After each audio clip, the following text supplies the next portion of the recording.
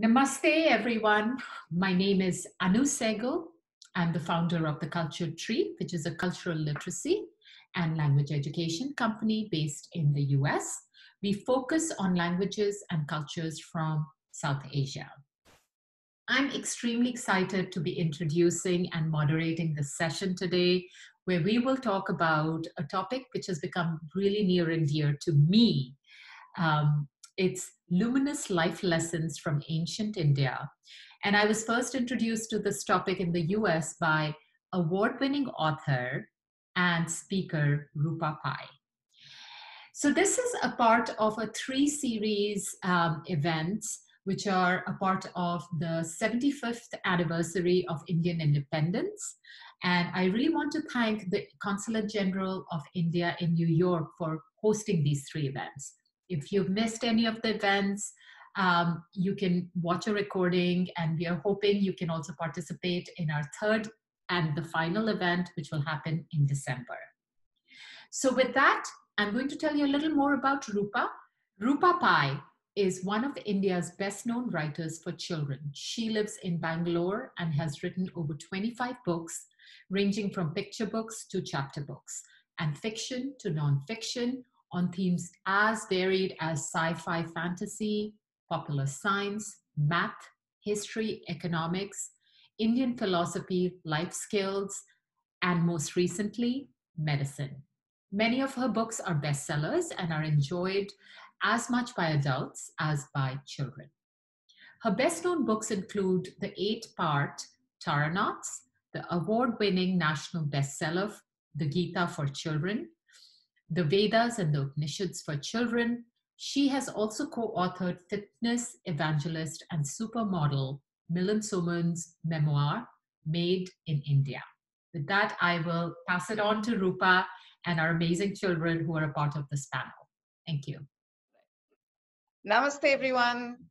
Delighted to have 5 young friends here to be part of this session. I'm really looking forward to it. Very delighted to and feel very privileged and honored to have been invited to talk about luminous lessons from ancient India at this wonderful occasion of Amrit Mahotsav, which is the celebration of 75 years of Indian independence. And this has been supported by, organized by the Indian Consulate in New York. And I'm delighted to be one of the speakers. It's a year-long celebration. There are going to be many speakers. I'm happy that I'm one of them. And my particular subject that I'm talking about comes under a sort of umbrella of events called Vishwaguru Bharat, India Teacher to the World. And what India has taught the world many, many wisdoms and lessons over the last several thousands of years. And we continue to do so because the Indian philosophies and Indian texts, the wisdoms that they contain, continue to be relevant to the entire world, to the entire humanity, even in the 21st century. That is the wonderful thing. The primary wonderful thing about ancient Indian wisdoms from the ancient Indian texts is that they are not confined to people of a particular religion or a particular geography or a particular gender or a particular time. These lessons are relevant to all humanity across the ages, wherever you may live, whatever you may believe in, as far as religion is concerned, whatever gods you may believe in. These are sort of the eternal truths. And what are they for? They are there to help you live a better, more fulfilling, more rewarding life in your time here on earth. And, so there's a lot to be learned. And I'm very happy to be speaking about this today. So let us begin by asking ourselves, what are the most fundamental questions that humanity has grappled with ever since the beginning of time, no matter where they may have lived or what their professions might have been or what their beliefs may have been? There are certain fundamental questions. They are called existential questions, the questions related to existence itself. And you are all very young, the ones who are with me in the studio today. But I don't know if you have had to think about these questions, but if you just pause for a moment and think about what might be the questions that everyone from the ancient times till today have been trying to answer, and for which there are still no definite answers, and that's why the quest continues. What are those kinds of questions that trouble and torture humanity? Any of you can start if you have an idea of what those questions might be. You want to raise your hands and I can pick who wants to answer. Right, Mihir. What is the true purpose of life? Like what is your goal? What should be everybody's? Yes, that's a wonderful question, and you're absolutely right. Because when we are all here on this earth living this life, at some point you say, is that all there is? You come into this earth, you live for a certain amount of time, you can't predict how much, nobody knows how long you're going to live, and then you die and it's over. Really? What is the purpose? Why am I here? What is the purpose of my life? So yes, that is one question. Excellent. Anybody else has any questions that they, Medha? How can you be a good person? Yes, that's a very, very difficult question, which all of us, whether we are young, old, or live anywhere in the world, have to struggle with. How can I be a good person? What does being good really mean? What is good action? What is bad action? How can I do more good than bad? How can I be a good person? Excellent. Yes. Any other questions like that? Nikhil had his hand up. Yeah. I'll come to you, Sahana. So. What happens after death? Oh my God. The most fundamental question. What happens after death? Because if you think about it, nothing is certain in life. None of us can guess what is going to happen in the next hour. Forget in the next year or the next decade or the next 5 years. We have no idea. No one in the world saw COVID coming, for instance. We had no idea. And then it just happened. So it is very, very difficult to live in this world of extreme uncertainty. You can keep making plans, but you're never sure what will happen tomorrow to bust those plans. You're never going to be sure that you're going to be able to keep those plans, right? To keep to the plans you have. What is the only thing, however, that is certain about life? And everything else is uncertain.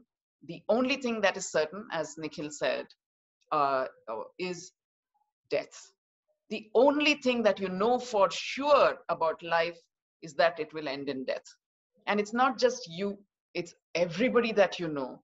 Trees and mountains and flowers and animals, everything, insects, worms, everything that has a life or exists has to eventually stop existing. Death comes to everyone and everything.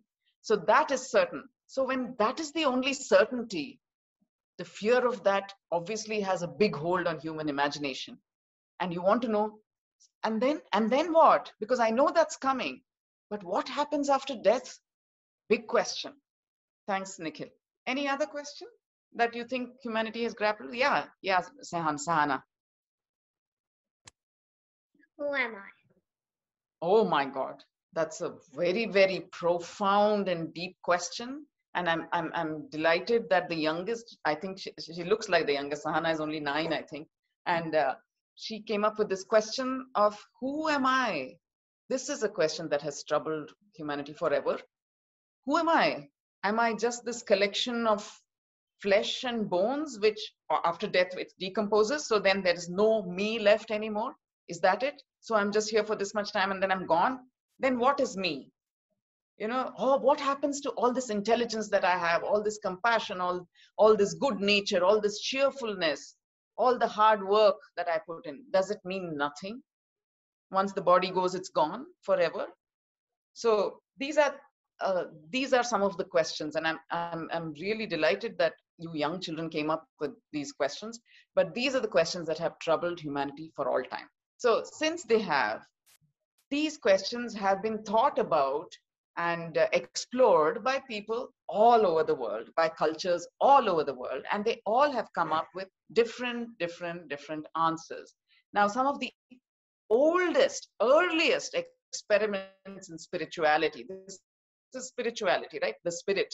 You are talking about more fundamental things than, where is the next building coming up? Or when will this road be repaired? Those are other kinds of questions. They're not existential questions. But the existential questions are things that are connected to spirituality. And the earliest experiments in a formal kind of spirituality done by humankind happened in India.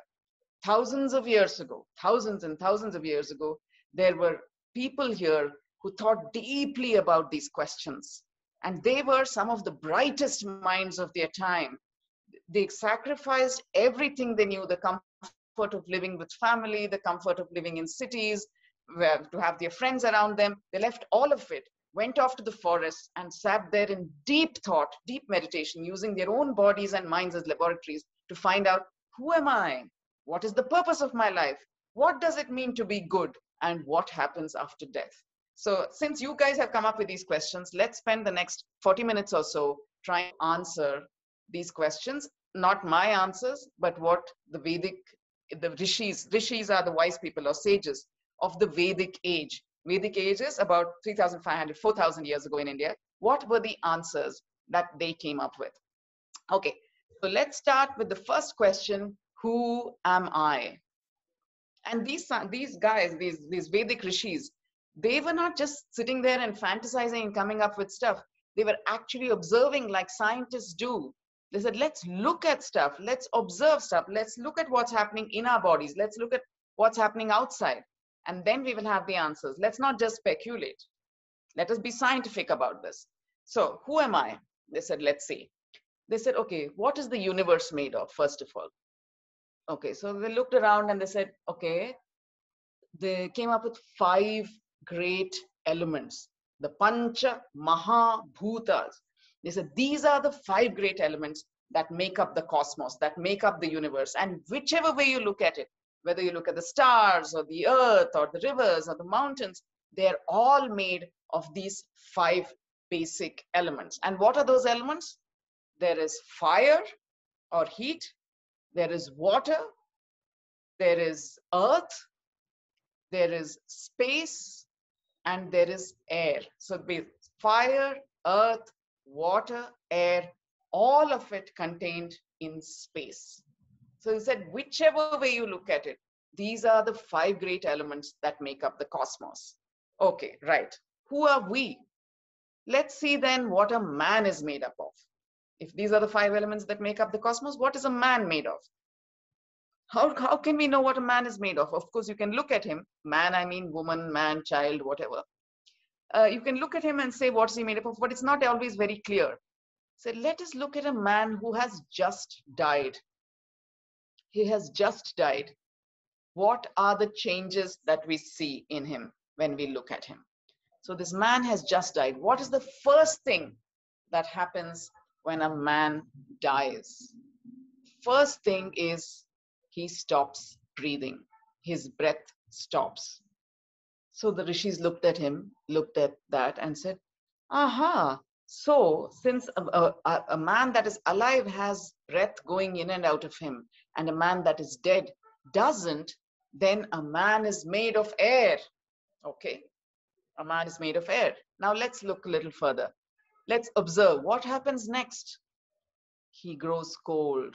His body goes cold. Oh, a body that was warm and vibrant when he was alive is now cold. Aha, so a man is made of fire. Okay, that's 2 elements down, 3 to go. Let's see. What happens next? Next, his body begins to shrink a little bit, right? You know, as when you look at mummies, ancient Egyptian mummies, they're all very shrunken. Because and they're very dry. Because what has happened?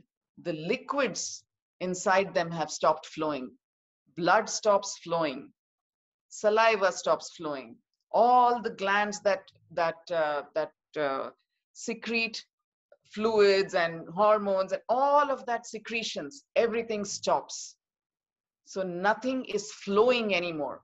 Said, aha, so lots of stuff was flowing in his body when he was alive. And like clockwork, continuously, in every second blood was flowing through his body. And now nothing is flowing. Aha, so a man is made of water or some variant of water. Okay, 3 down. let's see what else. Then they said, okay, what happens to a man after he's completely dead? We either bury him in the earth or we burn him. Okay, usually these are the two more popular methods of disposing of a man's body. So what happens when you bury him in the earth? Eventually his body decomposes, it's eaten up by various creatures in the earth, and it becomes part of the earth again. So when a man is decomposed, you can't see his flesh anymore. He has become part of the earth. When you burn him, he's turned to ash, and you scatter it in the earth, and it becomes part of the earth.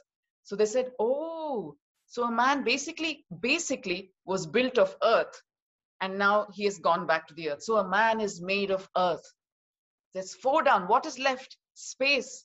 Okay, let's see. A man used to take up space. His lungs used to expand. They were empty space. His stomach used to expand, empty space, until there was something in it. His kidneys, all these organs used to take up space, and there was a lot of space. But then once he dies, it all contracts. All the spaces inside come down to nothing, and then he's gone. Oh my God, a man is made of space. Oh my God. So the exact 5 elements that make up the universe also make up a man. That means there is no difference between a man and a star, a man and the sea. If you go back to very, very basic, there is actually no difference at all. And they said, how wonderful is this? You contain the cosmos, every human being, every animal, every creature. The same thing is repeated, right? Whether you take a man, they looked at a man to find out, but the same thing happens to animals. When an animal dies, when a worm dies, the exactly same thing happens. So they said a man is, every man, you contain the cosmos. So anytime you think of yourself as being irrelevant, insignificant, powerless, perish the thought, because you contain the cosmos. You are as radiant as the stars, said the rishis. You are as vast and deep as the ocean. You are as expansive as air and as light and free as air. You are as nourishing as the earth, and you are as expansive as space. So don't think of yourself as powerless. All you have to do is to reach inside yourself and find the cosmos that is there. So don't think of yourself as something small and insignificant. Don't limit yourself to saying, oh, I'm just this powerless human, because you are actually the cosmos and you have all the strength that you need inside of you. You only have to look. So they said, that who am I? That's who you are. You are the cosmos. And they said, if you are the cosmos, the Upanishads say, and if you think of the cosmos as a power, an energy, then you are that same power, that same energy, the same energy that allows the sun to rise in the morning, allows the stars to shine. The same energy lets you wake up every morning, allows you to be who you are. And therefore, they said something extremely blasphemous. It would sound blasphemous to other religions or other thoughts. They said, you know what? You are God.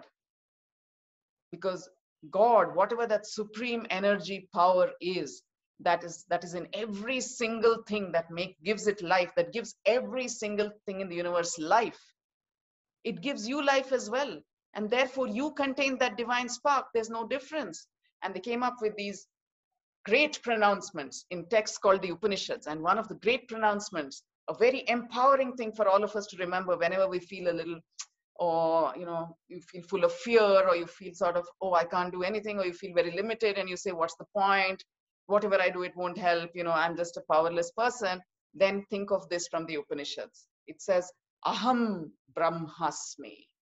I am Brahman. Brahman was their word for this vast, expansive force that embraces everything in the world. And they said, you are that. Don't think of yourself as a limited being. Aham Brahmasmi. And Brahmasmi, the word comes from Brah. Brah just means something that's vast and limitless, huge. And they said, you are huge. You are big. You are everything. Okay, don't think of yourself as something small. So that is one of the answers to who am I. Okay, then they said, let us give you an example. In another sage, in another text, said, let's think of our body as a chariot. Because they were also very good, apart from being scientists who observed everything and came up with the answers, they were also very good at teaching through examples. So they gave us a lot of examples, because otherwise they're talking some abstract thing. It's very difficult to know what they're saying. So they said, let's give you an example. Think of your body as a chariot. Okay? And think of it as a chariot being pulled by 5 horses. Now, tell me, they said, think about it and tell me, what are these 5 horses that are pulling the chariot of your body? And what's the point of being in a chariot? You have to stick to the road, right? You have to go on a particular path. If the 5 horses are going to pull in different directions, your chariot is going to tumble off the path. Or it's going to be broken into 2, because they will be pulling in different directions. And you won't make any progress along the path that you want to go. So they said, what are these 5 horses that are pulling the chariot? And you know what the answer was? The 5 senses. So your eyes, or not your eyes, those are the organs. The 5 senses are sight, hearing, taste, smell, and touch. And they said, these are again, they were looking at people and saying, see, these are the 5 senses with which we engage with the world. How do we experience the world? How? Only by taking in inputs from these 5 senses. We are seeing things, we are hearing things, we are tasting things, we are smelling things, we are touching things. These are the only 5 ways in which we experience the material world. Material world means a world that is made up of matter. So these are the 5 ways in which we can experience the world. And they said, so these 5 horses that are pulling your chariot are your 5 senses. And they said the gods very cleverly put the sense organs in such a way that you're only able to look outwards. Your eyes can only see what is outside. Your ears can only hear what is outside. Your tongue can only taste what comes from outside. Sometimes it can taste what is coming from inside when you're throwing up, but let's not talk about that. And then you can only smell what is coming from outside. You can only touch what is outside of yourself. You can't touch your own organs inside your body. So everything is focused on the outside. And the gods were very clever. You know why they did this? They did this so that you are so caught up in the wonder and beauty and temptations of the world. Oh my God, that house. If I have that toy or that Apple iPhone or that thing, then I'll be happy. And you go chasing after it. And you say, oh my God, that's such beautiful music or whatever. I want to listen only to that. And I'm not getting it. So, pursue that. And you lose all your, but I want to have that. I'm trying to focus on my studies, but mom is making samosas and my smell is, my nose is picking up those smells and I'm so distracted and I want to go after the samosas. Because my mind is now distracted. I only want to do that. Or I want to, that soft, fluffy blanket, I want to go under that. So touch. So you're only thinking of, your senses are always looking outside and you think that happiness is to be found there, outside, and you're always chasing things outside. Because the gods said, if we let them know, if we let these humans know that they are actually gods, that they are completely unlimited, then why will they come to our temples and pray to us? Why will they feed us? Why will they break coconuts? Why will they bring us flowers? Why will they, dance in front of us or sing in front of us or pray to us? They won't do anything because they realize that they are gods. So how do we make sure they keep coming back? So they said, the thing that makes them God, that thing, the person who, the thing that every human really is God.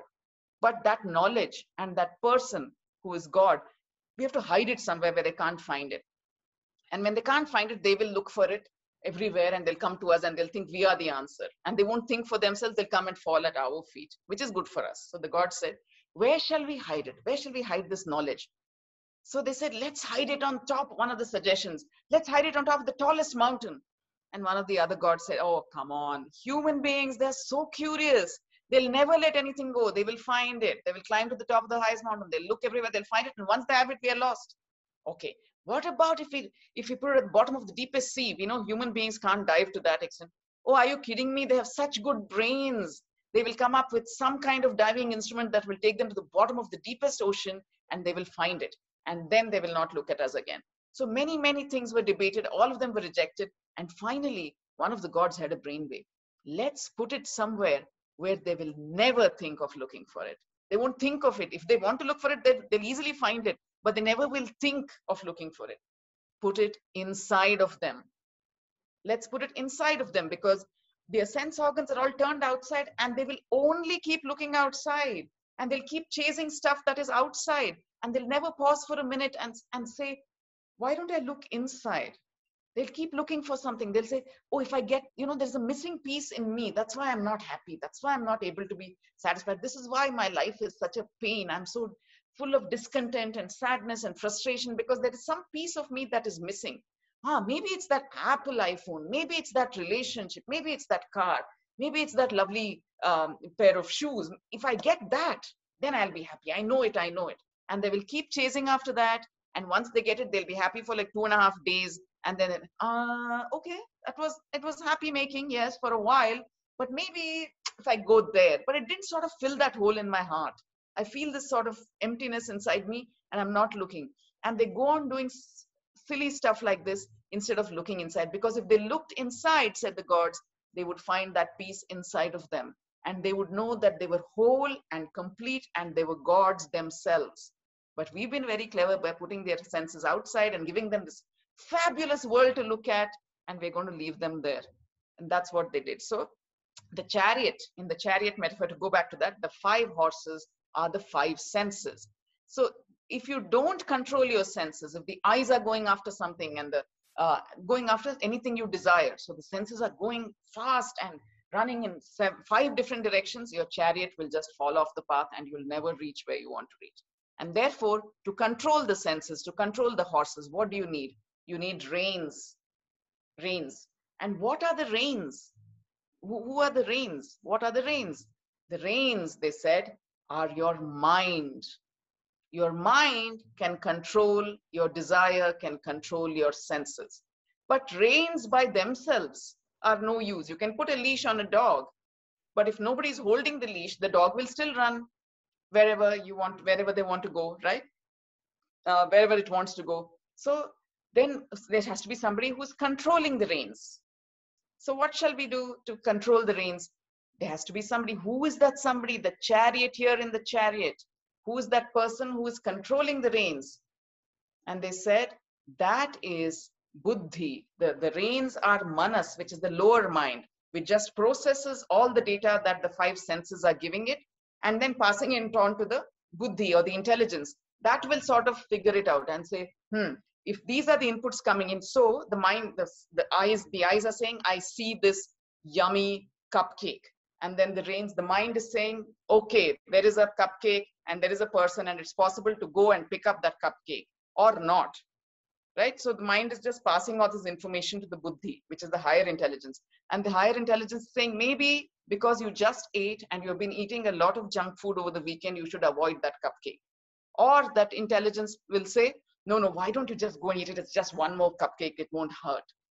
So that intelligence is the charioteer. And if the charioteer is a good charioteer, is a wise charioteer, then he will be able to control the senses. If he's not such a good charioteer, he'll keep the reins loose. And then once again, the horses run wherever they want. Right? So the chariot is your body. The horses are your senses. The mind is the reins. The charioteer is the one who's controlling the reins. Where are you? We still haven't come to you. The question is, who am I? So you are not the chariot, because you are still saying, this is my chariot. The chariot has 5 horses. The horses are controlled by 5 reins. And so everything is outside of you. Where are you? And then the Rishi said, you, my friend, are the rider in the chariot. You are the rider in that chariot. That's what you are. So even if your chariot takes, nothing happens to you. When the body is gone, you are still there. Okay. And if the horses are gone, you are still around. If the mind is gone, you are still there. If your intelligence is gone, like many people, unfortunately, as they grow older, they come across, they have diseases where their mind is sort of scrambled. Does that mean that person is gone? No, we would also say, no, the person is still inside, only his mind is gone. Then who is that person? That person is the rider in the chariot. And the rider in the chariot can actually instruct the charioteer on how hard to pull the reins, how to control the horses so that we can continue to go on the path that we have to. In that sense, do you realize what that means? That means you are in charge of your destiny. Nobody can tell you, and you can't say that, yeah, it wasn't in my destiny to do this. This is what happened, because you are the rider in the chariot who can actually control it. So that is another who am I? You are the rider in the chariot. Let's go to the next question. Now, where did the universe come from? Where did I come from? Is there a God? These are questions that also have troubled humanity forever. Who made me? Was I created by somebody? Is it a random? Evolution is what happened, that just a lower form of being became this higher form of being? Or was there some actual planning involved? Was there somebody sitting there and saying, maybe I will create man now? So there are many stories, and we are just the stories we tell ourselves. So there are all kinds of stories that exist in this world. Some cultures, some religions believe that we were created by some kind of superhuman God, like a father God, a creator God. What does Indian philosophy say about it? What do the ancient and that kind of belief where creator God is there means a creator God who's interested in your life, who's watching you and saying, oh, I don't like what Sahana is doing right now, and I'm going to punish her, or I love what Nikhil is doing right now, and I'm going to reward him. So that kind of God figure is also there in many religions. But what does Indian philosophy or the ancient rishis of India say about God? They only say it is an energy, and they call that energy consciousness. A vast consciousness, a very alive consciousness that is in us, outside of us, and it supports the world, and it just is. It is not watching you. It's not saying, how do I reward? How do I punish? And most importantly, it is neither male nor female nor any other gender. It has no form and it has no name. It is just an energy. And this is the hardest thing. If you ask Indians, especially Hindus, and say, what is your God? Who's your God? They will tell you mostly they'll say maybe Ganesha or Krishna or Hanuman or Shiva or Vishnu or Shakti, Kali, Durga, right? And all of them in their minds have a name, a form. But most Indians, and if you go back to the ancient texts, you'll realize that actually they realize that all these forms, all these millions and millions of forms and shapes and names are actually all the same God, manifestations, just forms of that same energy. Because we can't relate, we can't talk to an energy so easily. That's why we create them in our minds in some human form that we can relate to. We either make them into friends, like Arjuna was Krishna's friend. So you can think of your God as your friend, that kind of unconditional love that, best buddy, he's got my back. So your God can be that, or your God can be a mother figure. Oh, my mom, she would never let me down. So she's somebody I can totally trust. And that's why I imagine my God as my mother, as a mother, right? Or you can think of it as a child. In Indian philosophy and in thought, you can even think of God as your child. Do you remember when we celebrate Janmashtami, we celebrate Krishna's birth, like he's a baby Krishna, and we are saying that is God. And how do we, because the kind of pleasure and joy that a baby gives to you and the kind of love you have for a little baby, that is the kind of thing you imagine your God to be. Complete trust. God trusts you, you trust God. Because babies, you trust a baby because it can't be thinking of doing anything bad to you. Right? So that kind of love and trust. So you can think of God in all these forms, and all these forms are perfectly okay in Indian philosophy. Right. Now, so, and they say, not only can you think of God in any form you want, you can go any way to reach that God. You want to say, I'm going to do puja every day. I'm going to trust that this God will just help me. This energy will just help me do, or will take care of me. Fine. You can say, God, what kind of concept is that? I don't believe it. I don't believe in God at all. So what I believe in is serving my fellow man, is doing my work well. Okay, I just want to be a good person. I want to serve people in need. I want to help people who need my help. I just want to be a good human being and not think about God at all. And Hinduism and Vedic philosophy says, sure, that is your choice. You want to be that kind of person who doesn't want to believe in a God, that's fine. We are not saying there is a God in the first place. We are just saying that we believe there is a certain energy in this world, which is in us and everything else. And you can call that energy God and give it a form and bow down in front of it every day in your puja room, that's fine. And say that God will take care of me. Or you can just say that, I'll just work for the I see God in my fellow human beings and I'll work for them, sure. Or you can say, you know what, I'll just read the texts. I'll read the words of wise people before me and try to understand what this universe and humans and death is all about. That is also fine. Do whatever you want, worship whoever you want, figure out whatever relationship you want with that God, but eventually understand that we're all just leading to the same place where we want to feel a sense of fearlessness. Okay, so that is what that is the understanding of God. So I want to read to you a little poem from the Rig Veda. Okay, it's a shloka from the Rig Veda. It's called it's not a shloka, it's a hymn. It's called the Nasadiya Sukta. And this was their answer, one of their answers to where did the universe come from? Who created the universe? Okay, and the best part about the Rig Veda is that, this is one of the oldest texts. Okay, and so at least 3,500, 4,000 years ago, this was composed. And what does it say about, what is their understanding of where the universe comes from? They say, okay, so we think this might have happened. This is how the universe came into being. And then when you're saying, really, I don't think so, they are saying, oh, you don't think so? Sure, leave that. Here's another theory. We think it might have happened this way. And you say, I don't think that is true either. Okay, leave that. Here's another option. Doesn't appeal. Here's another one. And that's the greatness. They're just always offering options. They're saying, if you don't believe this and you think something else is leading you to the truth, fine, go with it. So there are no rules.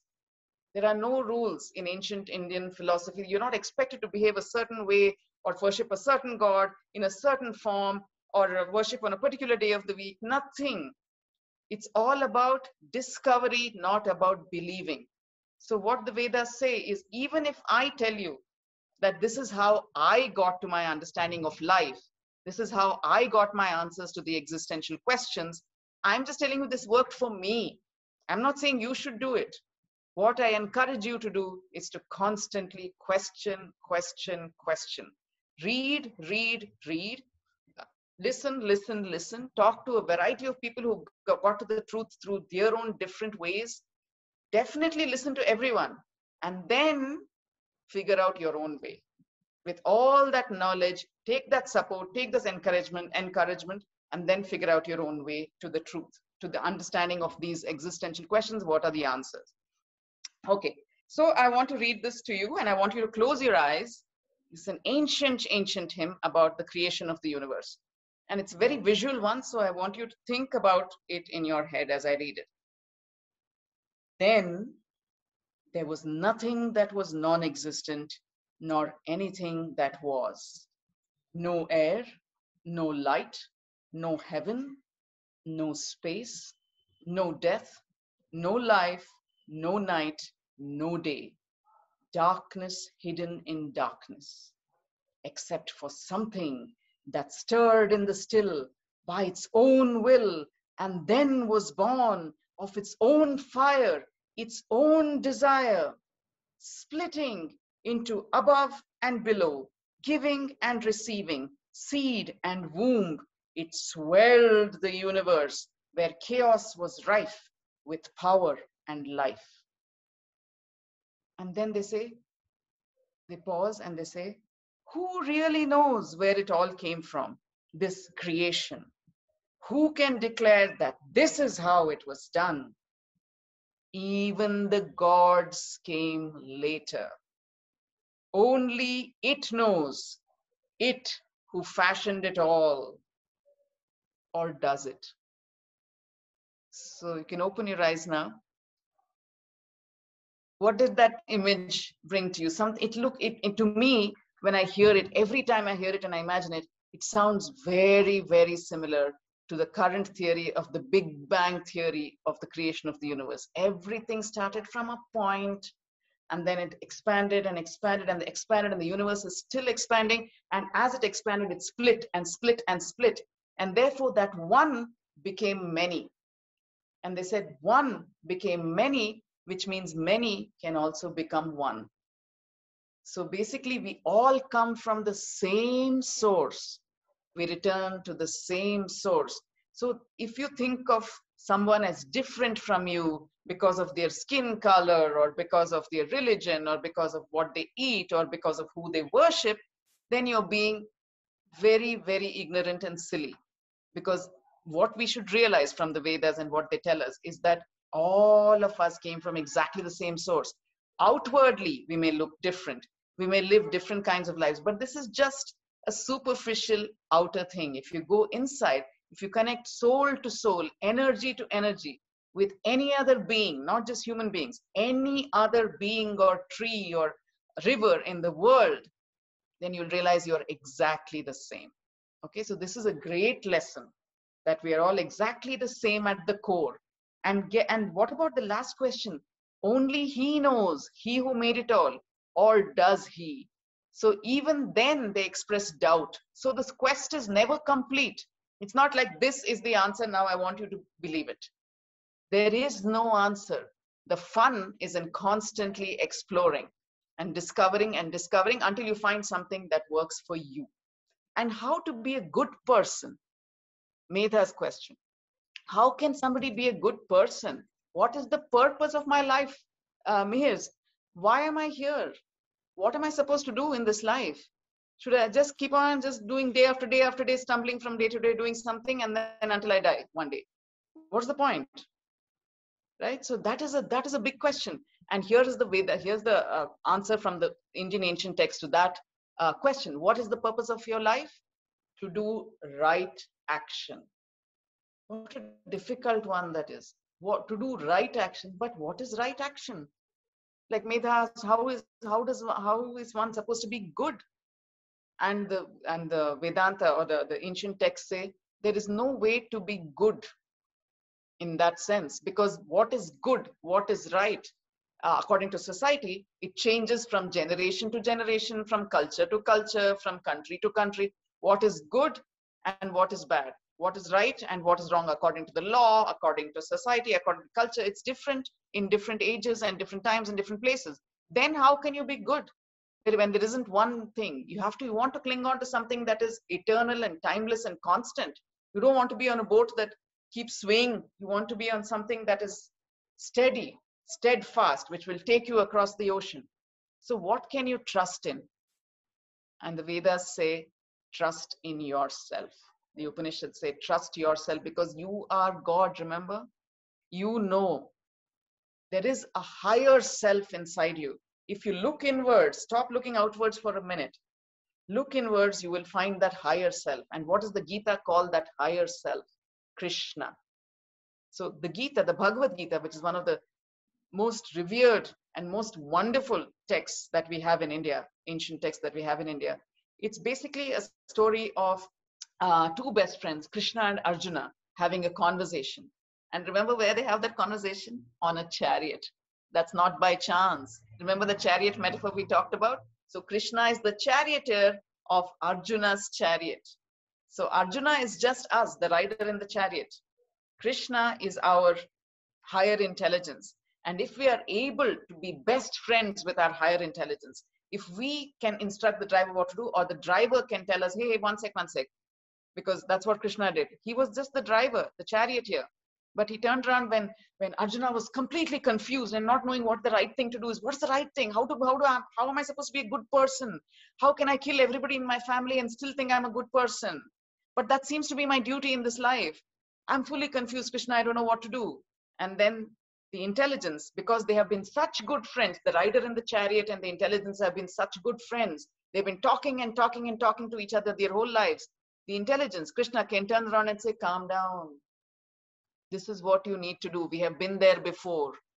You know, you and I, my intelligence, my higher self and my lower self, we've been together before in situations and we have figured out how to do it right. So trust in yourself. Forget all the people who are looking at you on the battlefield. Cut off, wear your blinkers. Don't worry about what your side is thinking of you. Don't worry about what the other side is thinking of you. Focus on what is right action for you. Stay true to your nature. And the words for that is do your dharma, or do your duty. And what is karma then? Karma is action. What action should you do? What is right action? How do I know what's right action, Krishna? And then Krishna tells Arjuna, here's a test. Here's a good way to decide if what you're doing is right action or not. Whatever action, because, you know, suppose you say, killing somebody is bad. That makes you a bad person. Overall, we would generally agree with that, right? Killing somebody makes you a bad person. But what if you are a soldier and your duty is to kill somebody who is attacking your motherland or attacking your country or whatever? What if you are a hangman employed in a prison to hang a convict to death? That is also, you're actually killing somebody. But does that make you a bad person? So these are the difficult questions that the ancient Indian philosophers grappled with.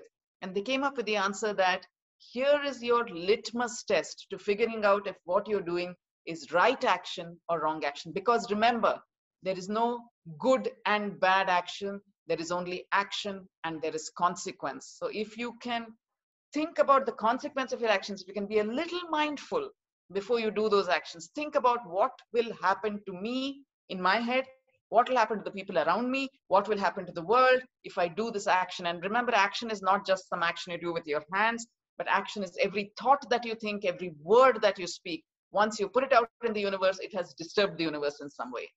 So be very, and it will come back, the vibrations of that action, of that thought will come back to trouble you. That's what it means when karma, what you sow, so shall you have. As you sow, so shall you reap.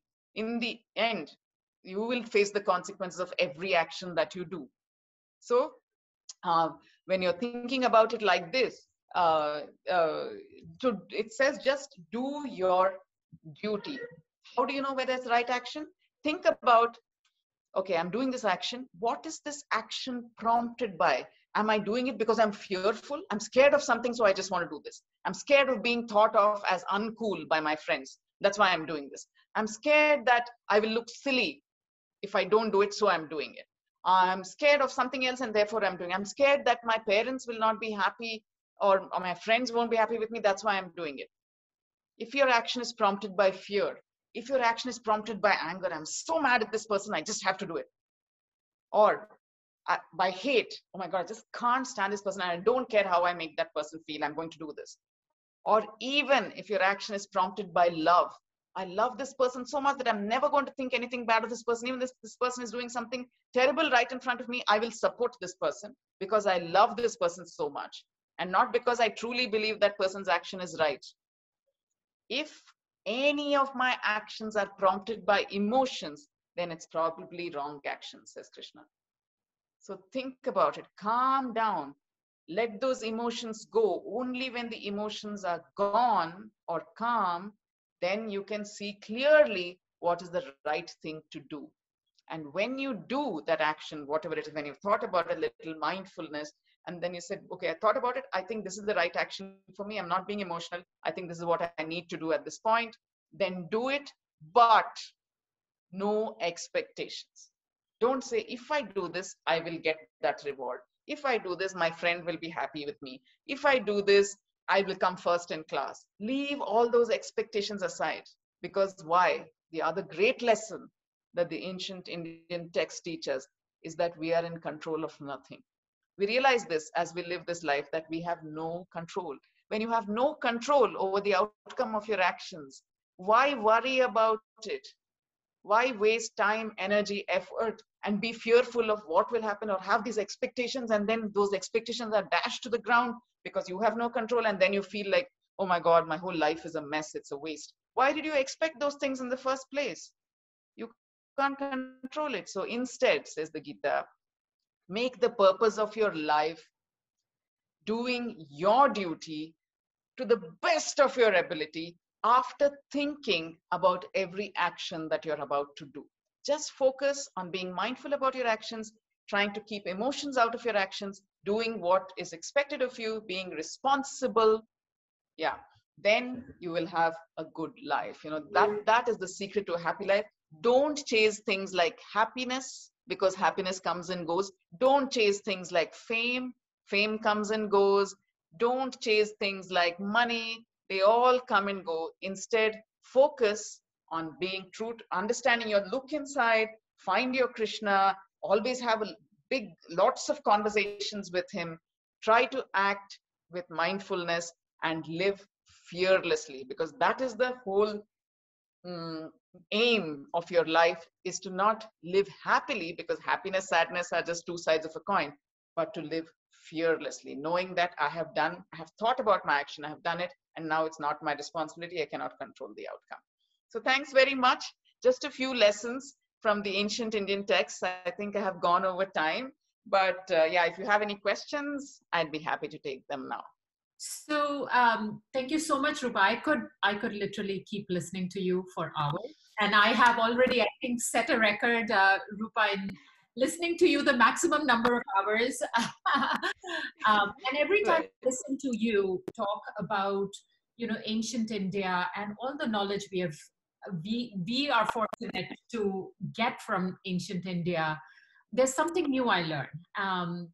So, I mean, this is like the whole practice of mindfulness, meditation. I can really keep listening to you. For all our viewers, if you want to read more, and these two books are for kids, but they are my go-to books in my household for myself also. So you can actually get these books online. The Gita has already sold 100,000 copies worldwide. So it has set its own records. So definitely look at Rupa's books. Now we will open it up for questions. And I think we have some questions from the kids that have joined in. So now, yeah, Medha, you had a question. How can you start applying the Gita's lessons to your life? Right. Of course, that's the whole point, right? So we can know all these things, but how do we start applying it in our own lives? So one way is to become friends with your Krishna. For sure, make it a daily practice. Of course, Krishna is just a placeholder name for your higher self, as as the Gita presents it. But you could call that Krishna inside you, you could call him Jesus or Allah or Vaheguru, or it could be a she, or it could have no name at all. You can just say me, my own higher self. But make sure you have a conversation, make sure you become really as good friends with your higher self as Arjuna was with Krishna. And how do you do it? Every night before you go to bed, maybe just take 10 minutes out of your day, and not when you're so sleepy that you're going to fall asleep the moment you shut the door, but sit by yourself in a quiet place, wearing comfortable clothes, breathing deeply and calmly, letting emotions go, and having a conversation with your Krishna about your day, maybe. The kind of battles you had to fight. Because in the Gita is set in the middle of the Mahabharata, which is the account of a great war between two sets of cousins. One set was more virtuous and responsible and did their dharma well, and the other was just, doing all the wrong things, always doing wrong action prompted entirely by emotion. And this is just a metaphor. Kurukshetra is somewhere far, far away from you. It's in Haryana in India. So you might ask, why would I be interested in a battle that went on so many thousands of years ago in some faraway field in India where two friends were chatting and one friend was telling the other one why he should stand up and kill his family? I mean, I won't be in that position, so why am I listening? So why we are listening, why it continues to be so popular to this day, is that Kurukshetra is not just a faraway field in Haryana. It's a metaphor for the battlefield inside us and the battlefield outside us, that is the world. So what is the battlefield inside us? What are the battles we are fighting every day? Moral battles, not fought with sticks and stones and swords and guns, but decisions and choices. What is the right choice? This is a dilemma. Okay, I want to do that because it's cool and easy and convenient, but this seems to be the right thing to do. It's more difficult. It'll probably make me look not so great to my friends. It'll probably lose me a few friends, but it feels like the right thing to do. So which do I do? That is the battle. And when you're faced with a dilemma like this, the Pandavas, who also live inside you, the good cousins, there are only 5 of them always, they live inside you. The Kauravas, there are 100, they live inside you. And when you're faced with a dilemma like this, what usually happens is that both the Pandavas and the Kauravas start speaking all at once to try and influence you. No, no, no, do this. No, I don't think that's right. No, you must. And in that clamor, you get so confused and you probably do the wrong action. So how do you follow the teachings of the Gita? You just follow Arjuna. What did Arjuna do when he was faced with this situation? His mind was in turmoil. He said, if I walk away from the battlefield, my brothers will be totally, they'll feel so bad. They'll feel like I betrayed them. My side will call me a coward. You know, all that will happen. And what will happen on the other side? They will win a war that they're not supposed to win. I can hold this off, but what joy is there? What heaven is there for somebody who kills his own family? So he was very confused. And what did he do in that situation is exactly the same thing that you should do in your situation when you're faced with a dilemma. Place the dilemma in the hands of your best friend, your higher self, and say, forget these Pandavas. Tell the Pandavas and the Kauravas inside you who are yelling to zip it, be quiet. Because only when they are quiet can you hear the still small voice of your Krishna. And your Krishna always knows what is the right thing for you. It may be a difficult thing for you to do, but he knows, or it knows, or she knows that it is the right thing for you. So just keep having this conversation. 10 minutes before you go to sleep, ask yourself, say, Krishna, this happened today and I'm not feeling good about it. I really should have said something at that point, but I didn't and I'm feeling rotten about it. And Krishna will say, so good. Now you know that doesn't make you feel good. Never mind. Life is always, especially according to the Vedanta and Indian philosophy, life is about second and third and fourth and 100th chances. You'll always have another chance. And every day is a fresh slate. You wake up, you go to sleep, the world is unmade. You wake up, the world is made, and it's a new day, and you can change everything that happened before by being a better person today than you were yesterday. So have this conversation, and your Krishna will guide you, I promise. You know, you should just keep asking yourself, what is right for me? What did that action make me feel? Otherwise, we just stumble from day to day and action to action, and we say, I'm feeling rotten about it, but maybe, you know, if I grab a tub of ice cream, I'll feel better. And you do that instead of saying, 1 minute, stop. Think about what you should do the next time. Because if you review your actions with your best friend, you will do it right. That's all you need to do. You know, talk to your Krishna every day and the answers will come.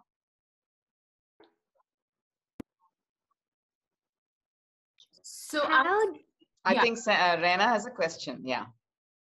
How did the sages pass down the knowledge from thousands of years ago? That's a great question. How did the sages, the ancient rishis of India, how did they make sure this knowledge, these wisdoms were passed on generation after generation after generation, right until the 21st century, right? So they were very, very clear that this was sacred knowledge. This was important knowledge for humanity. We had to have guardians in every age who protected this knowledge and passed it on exactly as it was, with no changes and no alterations as far as possible. Other things kept coming in, but the original knowledge, it had to be passed on. How did they do it? And remember, I didn't mention it, so maybe you don't know, but these ancient texts were never written down. In the beginning, they were never written down. So they were only passed on orally. So, and there was no Wikipedia. If people were not writing things down, you couldn't write stuff down in a notebook and say, I'll come back to it. If I forget, I can look at my notebook. I have it down there. There was no place where it was recorded. So it was only in human memory. And to make sure that no word was lost, no sound was lost, they came up with very creative ways to learn a shloka by heart.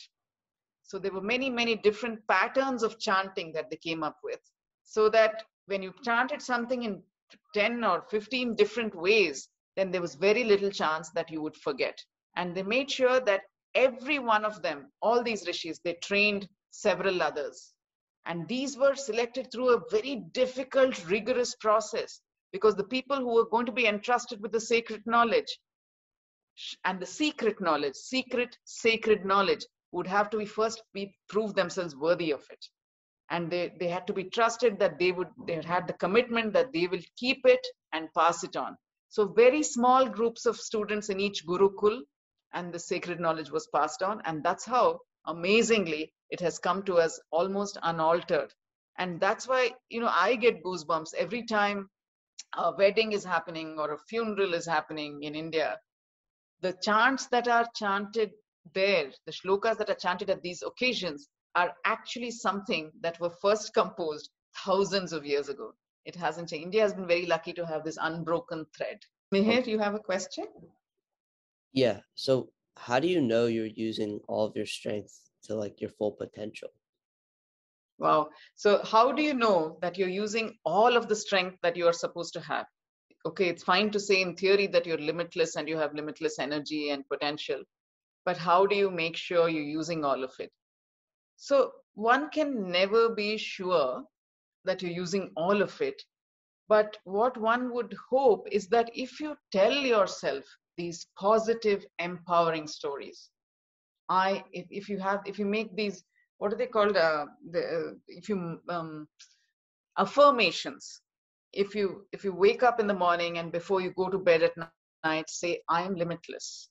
Whatever the problem is in front of you, I'm limitless in my compassion. I'm limitless in my power. Power is not as an aggressive power that I have the answers in. I'm limitless in my potential. What does it mean when you say Aham Brahmasmi? I am God. What is God? How is it different from us? It is able to see everybody. The gift of sight. What does it mean when you see somebody? Because when you speak to people, you hear sometimes people saying, I don't feel seen. I don't feel heard. I'm talking and you're apparently listening to me. You're sitting in front of me and nodding, but I don't feel heard. Or people will say, I'm sitting here in front of you, but I don't feel seen. So the quality of God is that it or she or he is able to see everybody's point of view. So if you cultivate that, you will go closer and closer to understanding your full power. So a wonderful story that is told in India a lot is the story of the 6 blind men and the elephant, right? So there are 6 blind men. Each of them is standing in a different point of the elephant, and they're asked to describe the elephant. So one of them is holding on to the leg of the elephant, and he says, I know exactly what an elephant looks like. It's very similar to a tree trunk.